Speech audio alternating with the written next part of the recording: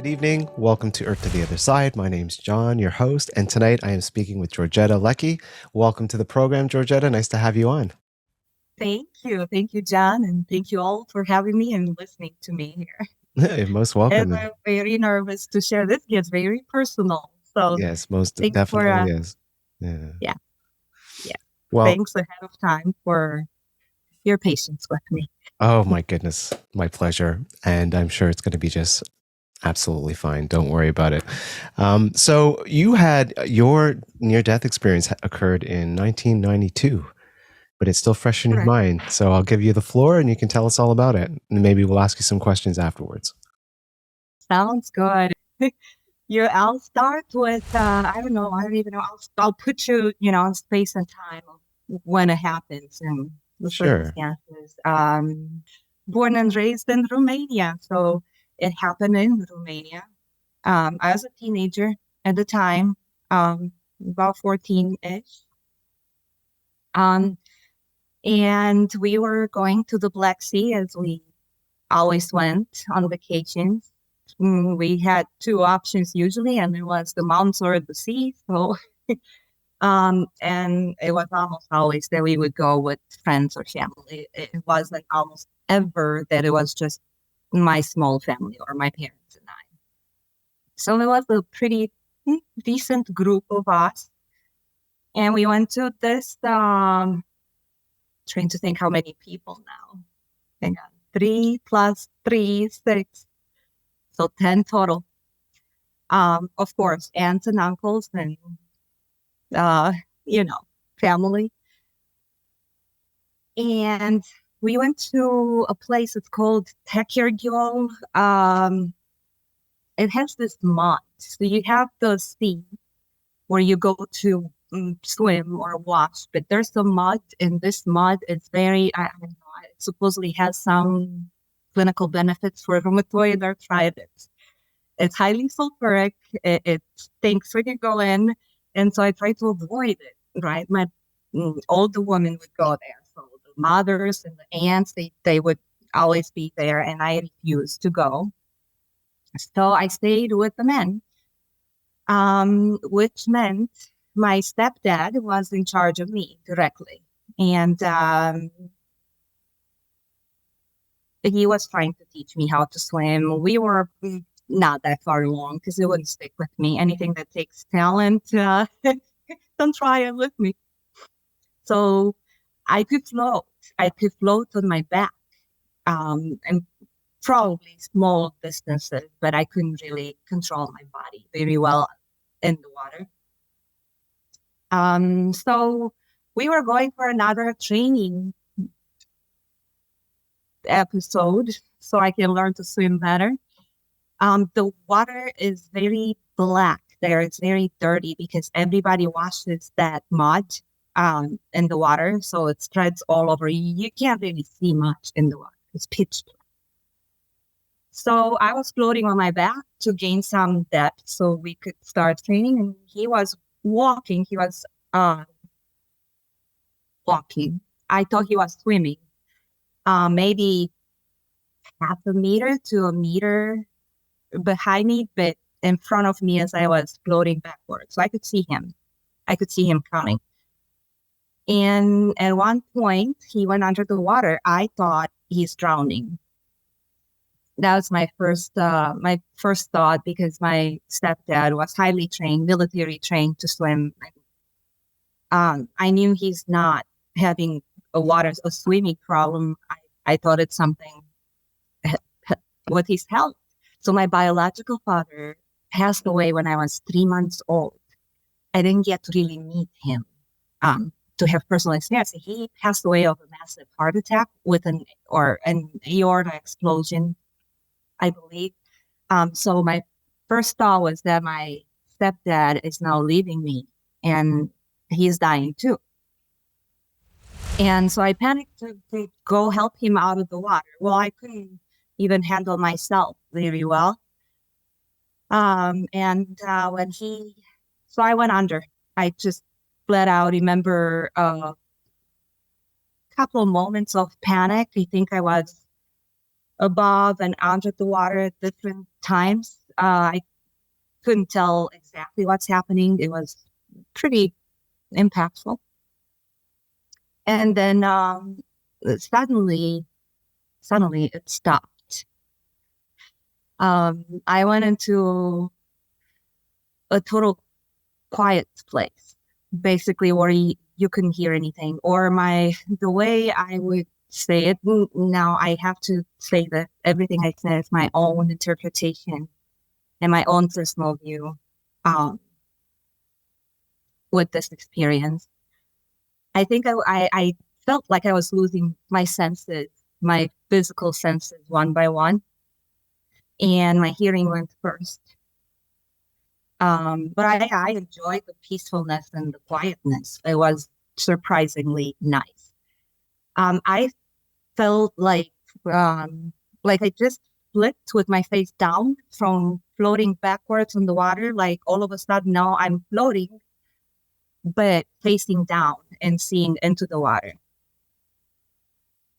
Um, and it's pitch black and it's very quiet. And but through that blackness of what I thought is the water, later I've seen other people explain it as a tunnel or the some dark space um, before you go into the tunnel. I don't know exactly how we can break that down, but so that's actually what I was experiencing. Um, I could see my body drowning. It was just sinking down deeper and deeper into the water, and I watched it from the level of the water. Um, the way I interpret this is that I was kind of limited, restricted to the medium in which my body was dying, my biological body was dying in. So I could see it from that point of view of the surface of the water. Um, I didn't care much. It was just like a shell. Not like I shouldn't say that I didn't care much about the body. It's like a shell. It's like it's like a shell. It's like a temple. It's everything, but you don't need it. That's not you. It's like I don't know, a BMW expensive car or something that you used and now you're done. You don't need it. It just goes. So I was okay with that.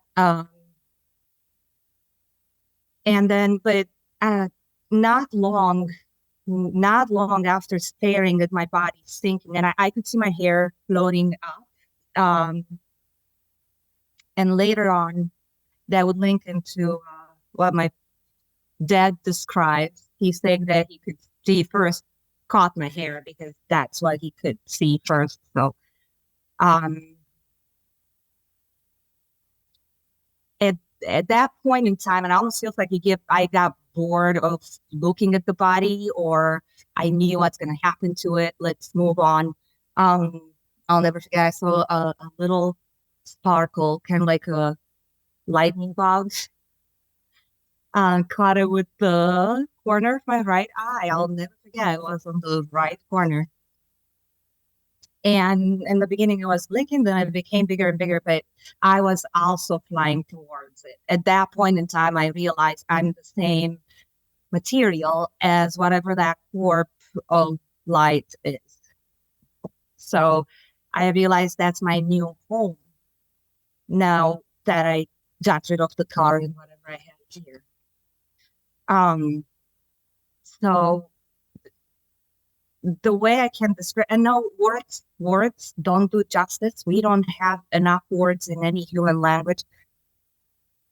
I speak a few languages, and I can't find words to describe what I felt and exactly how it was in any language. But we can try, right? We can only try. So I was traveling at a really high speed. Um, I think it was about the same speed, equal force, and we clashed. We just combined. Um, I knew I was part of it, right? So I knew I would just absorb and I'd be okay. But I also knew I'm going home. Um, I had the sense of I gotta make it home, and not just by entering this source. If you call it source, other people can call it God. I don't know which way it goes. For me, it's both. At that point, I had a pretty high speed. And and I like speed. Like even here on Earth, we have special characteristics that are soul carriers that all kind of show in our human body and interactions. So I travel really fast. Um, and at one point, at some point, I'm already in the light. It's part of the light. I'm at peace. Everything is perfect. My road gets blocked. It's kind of literally like you're, I don't even, I can't find words. Hang on. Some people will call it your higher being or your upper consciousness. Other people would call it, I don't know, Jesus, Mohammed, or Lord Shiva. It could be either one or any other, right? So it's whoever you're at the time. I was raised pretty much Christian Orthodox, but I would go to all kinds of churches because mainly because they were forbidden by the communists in Romania. So as kids and teenagers, that's what trying to do, go against the government. So, and that was a nice way of going against the government. But Jesus was familiar to me at that point in time. Um, and it wasn't a religious Jesus, and he was energy too, and he showed me how his energy is there and how mine is there too, and this is never lost, and we're all part of the big energy pool that we all belong to. So I call that my first lesson in chemistry because we have the law of thermodynamics saying energy will never disappear, right? It only converts from one form to another. At the time, I was in music school, going to be a musician, probably a violin player.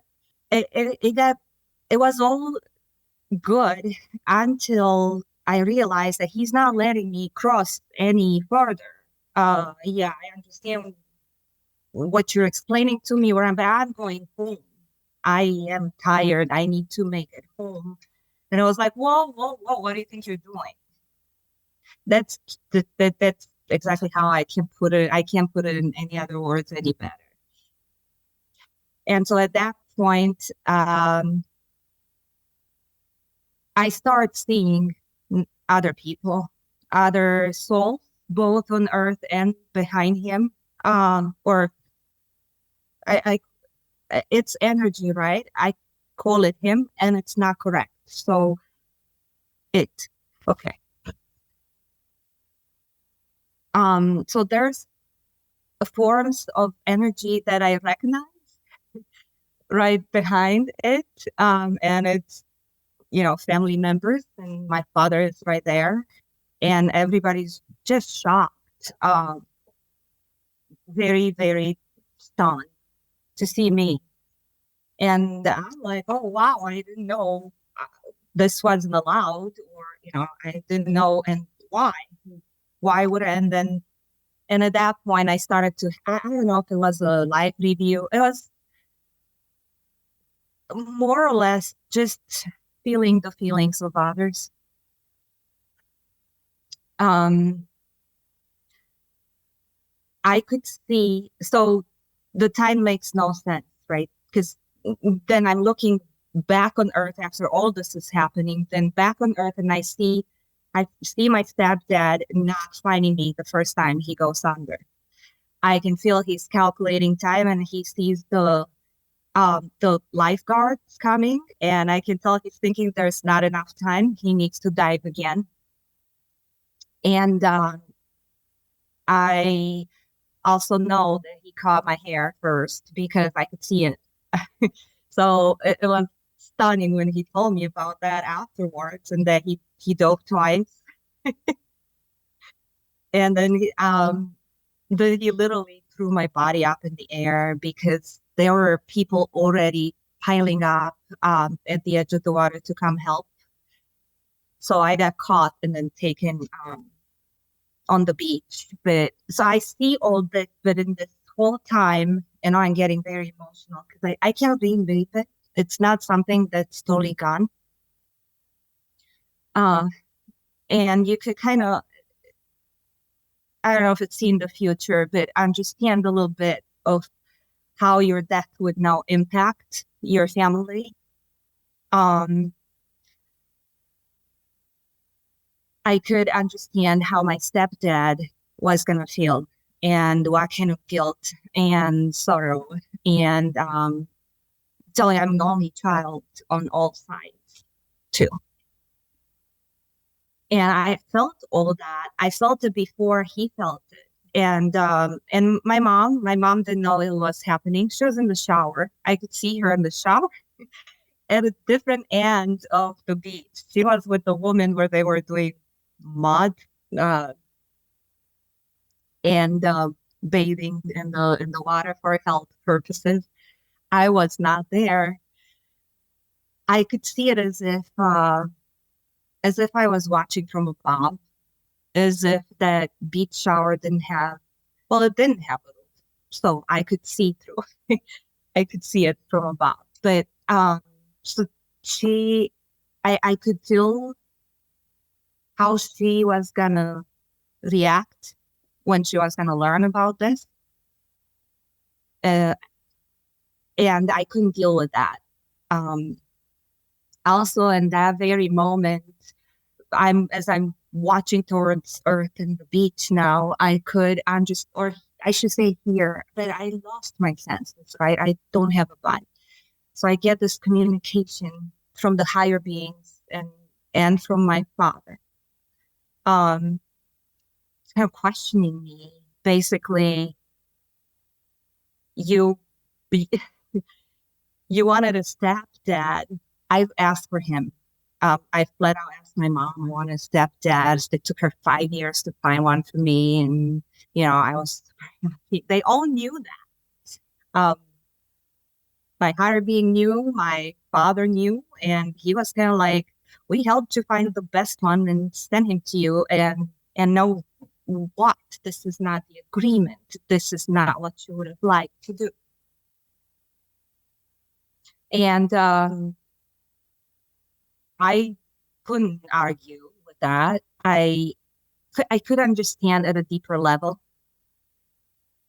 and this was too big of a damage. It was um, I don't even know how to say it.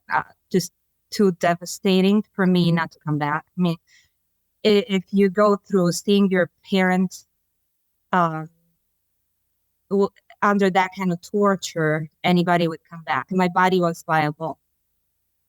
It felt like, I mean, it was viable to retake the soul. I'm sure, I'm sure there's many souls that find themselves trapped now. They see that they may want to come back when the body can't take it anymore, and so you can't re-enter. Or I'm not sure. There's a million cases, right?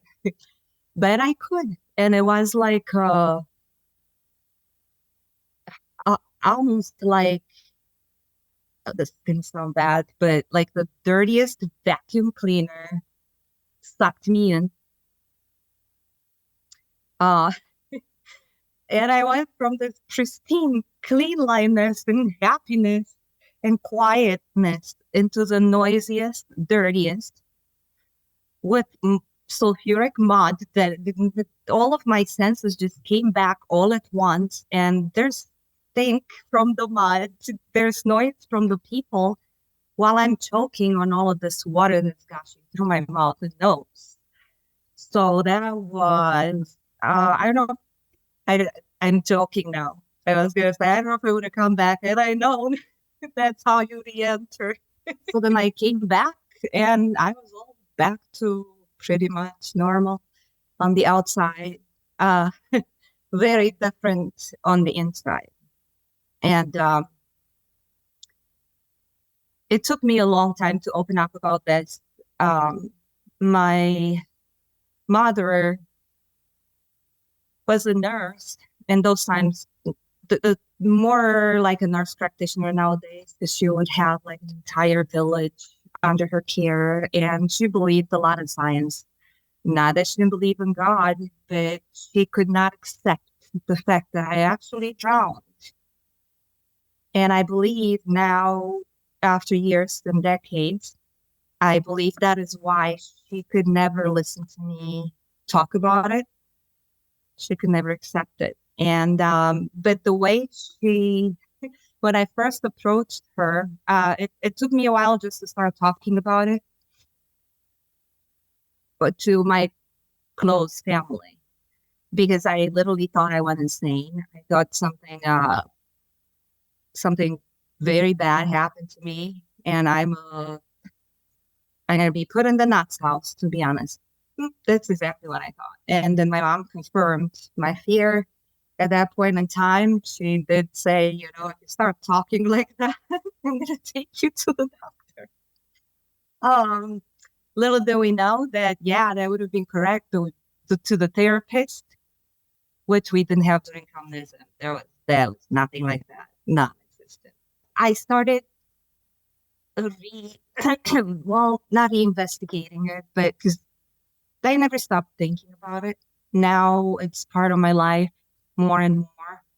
There's people who need to hear this, and as broken and as bad as I describe it, it helps some people. So that's what I'm gonna do. Well, I think you did a really, But really good job telling your experience, and I thank you very, very much thank for you. sharing It's it. very hard for me to find words for it. For Mm, every single portion of it, it's hard to put it in words because it's a different dimension. There's different senses. You're different. You're a different being. So I have a hard time. And on the other side, once you've been connected to that force, which is all of us combined, right? Of all of us, we make God, in my opinion, or the source. Um, Once you're connected to everybody, you kind of start to feel you get a lot. I get a lot more empathetic. So I would read a post about some parent losing a child, and I'd be like, I felt that pain. If this can help you, I'm going to tell you all about it. So, yeah, and then I could get a sense of what another soul might feel here and there. I'm not very good at it. That's another talent people have. But I would grasp like a teenager struggle because he died out of an accident, right? Then I hear that some people actually need that we have mediums that channel souls. So they're born with that talent and they can do it. Once you've been connected, you get a lot more empathetic, so you kind of feel the pain of the others. And so that's why I open up about this. that's very Now, good. oh, and it started with my mother-in-law. Sorry. Um, at one point in time, we were talking, and she passed away 5 years ago. We miss her a lot, um, physically, right? Because I know they're always there. Um, but she had an OBE, which I didn't know anything when she told me about it, and I'm like, I had a similar experience when I drowned, and I thought I was crazy. And yeah, I remember talking about I'm not crazy. I'm gonna tell you about this, but just so you know, I'm not crazy. And that's how I finally understood that I can talk about it. And so that's why you have me here. And that was the one who had the OBE. Did you say that was your mother-in-law or your, yeah? My mother, Okay. yeah, it happened when she was younger. Oh, I don't know how. It was after probably it was close to her death that she talked to me about that. Probably 2 years. She passed away about 5 years ago, and probably 5 years before, prior to that, she started talking about or telling me about her OBE. It just didn't come up in any conversations. We didn't know we had that. And was that the first time that? So that's the first time she had heard about your experience when you drowned. But you had Yeah. told your husband about it. Yeah. Hmm. Yeah. How did he feel about it? He believes it Yeah. because he trusts me. Hmm. Um, um, For sure. so Yeah.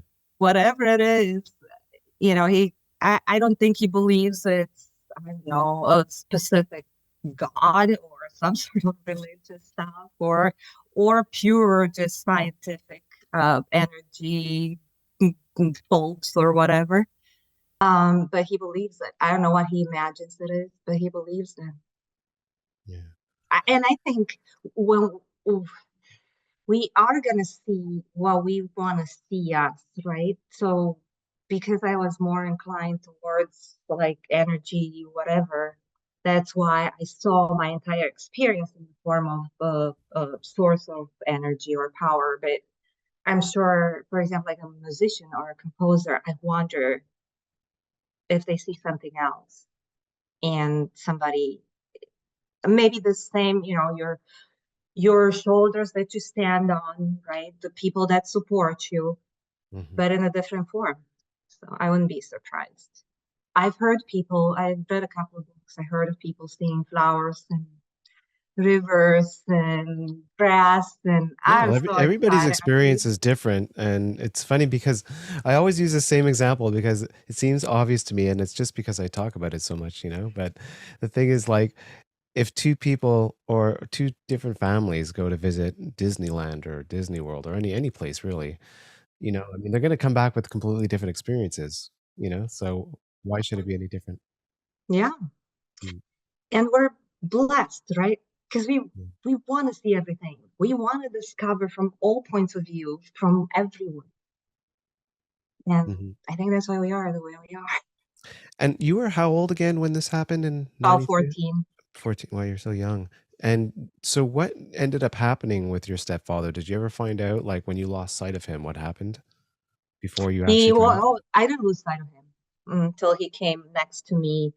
By the time he made it next to my body, because he threw me up, people caught me. They started CPR, and Mm, by the time he walked, then he had to swim and walk to get to the beach where I was at that time. I could see him walking. I could see him coming. I could feel him panic to no end. Did you hear anything in terms of like conversations he No, may have had been having? No? Okay. I actually found very interesting when you mentioned that one of the first senses to go was your hearing, because usually yeah. that's the last sense to go. That's usually the I, very last. Yeah. That's interesting to I me. wonder if I'm, yeah, just not. Who knows? I don't know what it means. It's just interesting because Yeah. I'm so used to hearing it the other way around, you know? I could sense, I think I was also very focused on what I heard from the other souls that were with me. Um, things like, this is not the agreement, this is not what you want, you're gonna regret this. And I think I was so focused on that. I wonder if it's meant towards you or it's about you in that critical situation. You hear it, like if you're in a hospital and you have doctors all around you and they try to wake you up and they call your name, or Hmm. I wonder Yeah, if that's when you can actually hear them too, when you see maybe. them. Yeah. But maybe if they don't directly call you or approach you. And Mm. nobody called me. No. Oh, by the way, I forgot to mention, he was walking, he wasn't swimming, but the water was like right up to him. I Mhm. thought he was swimming, and then he's sick, but he just walked, and then there was a deeper valley or something, so he just went a little bit under. But when he came back up, he couldn't see me anymore. Okay. So, and then he knew I couldn't be far, and he Mm. started searching. And that's about the point I started to feel his feeling as he starts searching. When he realized I'm not there, when I enter his thought, I could also feel it. Do you remember at that point in time when that fear transitioned into that calmness, and Hmm. then as you described that feeling of Yeah, it's like, oh, thank God. yeah, you remember that yeah. Oh yeah, yeah. Mm, That's exactly how it felt. Like, oh, mm, it basically a separation of the body from the soul. Maybe I can say it that way. And I am soul, not the body. It's kind of like, no, this is a crazy analogy, but like a snake sheds its skin. mhm, And so it's like, whoop, and it kind of separated. I didn't hear it, but I don't have words. yeah. Obviously a very difficult thing So I was to kind of explain. left in the good part where it's quiet. Yes, it's dark, but it's good and it's quiet and it's comfortable, while my body just went a different direction. Did it have any sort of textural feeling to it? Like some people describe it as a velvety feeling, or they feel like they're being engulfed in warmth, like almost like they're being hugged. Some will describe it as that. No, um, but that again, I think it has to do with how we're oriented or how we are made, I guess, where we come from. Hmm. Um, Still, no, but it was peaceful, um, good silence. It's not a silence that drives you crazy or weird or anything. It's finally comfort. Um, so when I float on the back, I relax, right? So you're in a relaxed position. Now you're this the same feeling, but 10 million times better. Except you're in the dark. Um, but yeah, it felt like I was held. I wasn't I didn't feel alone, not even in the void. I know there's no sense of time, but did you have any idea, like when you think about it now, do you feel like you have an idea of how long you were in that space?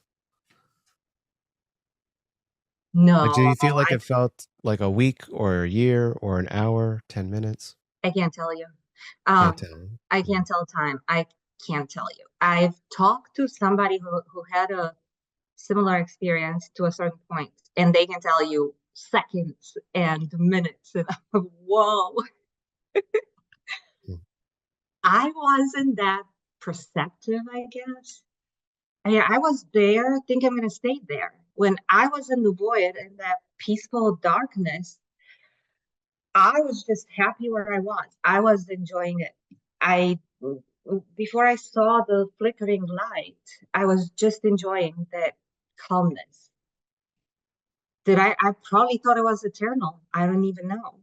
Um, I would have stayed there if I didn't see the light. mm. So it could have been, oh, my dad describes it, and all in all, uh, it, I can't tell you. Maybe we'll get him on the show with the Romanian translator, but I can't really tell time. I'm up for that. So it could be like I can talk about it and give you so much detail, and we can analyze every single feeling, and then it would take us a day to do so. I can speak a day about it, and it could feel like it lasted 10 years to me, or I can tell you in half an hour or an hour here everything, and so it Yeah. feels like it didn't last that long. So at some point you'd seen your father and recognized him as an No, he's energetic entity. He's his not entity, right? energy, Yeah, right? thank you. Yeah. Yeah. So can you describe like what that do you remember, was it something you can describe visually, or is it just a feeling, an energetic feeling that you It recognized? was all an energetic feeling to me. Okay. So were you still engulfed in a dark space? Like were you No, still no? Where were you at that point? space. And the only thing that showed up in the dark space was the flickering light, Mm. which I think is actually the source or God or us, but it was very small at that point in time to me, right? Because I was far. That's the only way I can explain it. Yeah. I And understand. so And I rushed towards it, and it rushed towards me. So the light started growing, and then I was taken in from the dark into yeah, the light. And the spirits that I saw, they were only in the light. They were not in the dark ever with me. it was the same when you encountered Jesus. Was it the same type of thing? It was an energetic feeling. It wasn't like Yeah. okay. And it was so beautiful. Like, um, So what if made it you obvious to you? What made it obvious to you? Like, oh, this is Jesus. You know? if I would go by religion or what I learned, like I would go to different churches, like Christian and other. It wasn't a religious Jesus that I saw or understood, let's say in the Orthodox Church or in the Baptist Church, or even I went to the Catholic Church too, even Mm. there. So I've seen different pictures in different churches and different descriptions from different entities, but he was different to me. He was the Jesus that I knew. He was like my personal um, guiding spirit, um, a guiding spirit just that's just made for you. And there is that saying that we all stand on the shoulders of giants, right? To see farther. And I see them, the spirits that show, and this entity that I call Jesus as being my shoulders that support me. They're not necessarily anybody else's, right? So um, even Jesus or any Lord that did extraordinary things or showed um, goodness and kindness, I think they're all connected to each other. And when we hurt one, we hurt all the rest. Mm. So this personal Jesus for me, it's a personal to Jesus for, let's say, if I would have had or is for anybody else, right? It's who you have as your personal supporter and cheerleader and peace giver. And, imagine somebody who has the power and loves you unconditionally, no matter what you did, because he understands you. I think if we could all be super honest and understand each other deep down, we wouldn't be as angry with each other. If you see the exact reason why certain things are happening, we could avoid a lot of stress and drama. Yeah, I agree. Before you experienced all of this, I know you grew up in the Catholic religion. Did you have any Orthodox, Christian Orthodox. Orthodox, right? And you were young, so you're I mean you were only 14, but did you have any sort of opinion or fear of death at the time before all this happened? I don't think I really thought about that. I was a teenager Mm. at the time. I was pretty daring. Not that I didn't care, but I honestly don't think it entered, my child mind. So I couldn't say one way or another. But when it all happened, I didn't know I died. I don't even know how to explain this. Mm. When did you realize then? When did you realize that you had died? After I came back, Mhm. it Oh, was so you mean like while you were experiencing everything, you didn't I really was have too the focused. I was too yeah. mm, I yeah. I didn't yeah. think of my experience as death. I perceived it different, Mm. probably at the time. Oh Makes no, sense. definitely. I didn't perceive death as a source or energy. No, no, I believed that I was gonna go to heaven, and heaven in my mind was this, I don't know, like Adam and Eve's garden with fruit trees and everything you want. And so I'm quite shocked that that didn't come up in my NDE, but that was probably home. I didn't make it all the way home, but those are probably waiting for me. Yeah. Did you believe in hell at the time? Yeah, yeah. Yeah. How do you feel Um, about that now?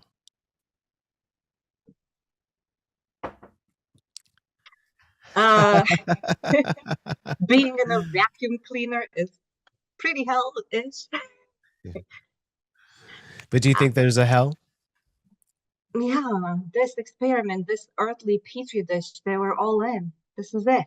We came here to make it better, and most of us fail at it. All it we need, is love and acceptance and just love and love. But we can't do it in this kind of enclosures, right? We're on a planet. We're dependent on this body, and we're in a box. We're in a petri dish.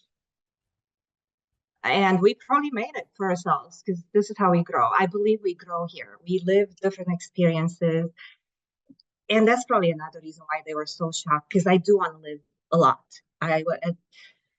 Yes, experiences, places. No, nothing that would put me in, in front of people performing or anything or speaking,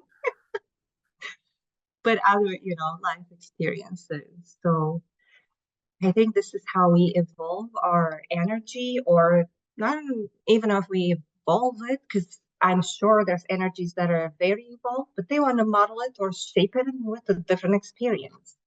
So we decide on all of these terms, and then we come here on Earth to do our duty, do our time, and then we all get to go home. But Exactly. I think our mission here on Earth is to make it here as we are at home, and full love and peacefulness. So that's our positive control, or that's our ideal. Yeah. But it's gonna I be agree. quite, I agree with you on that. and Yeah, for sure. we might reach it. We might have to move to Mars and start all over and do it there. I'm kidding.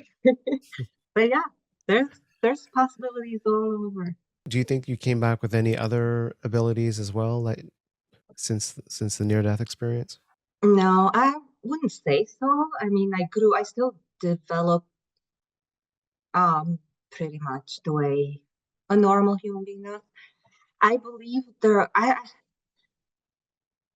don't know if this ability to be empathic, it's something I gained because of the experience. I don't think I would have been there without it. Um, so I would say that is a plus, an ability. I don't know. It shaped me into who I am completely. So everything I have, talents or non-talents, are because of it.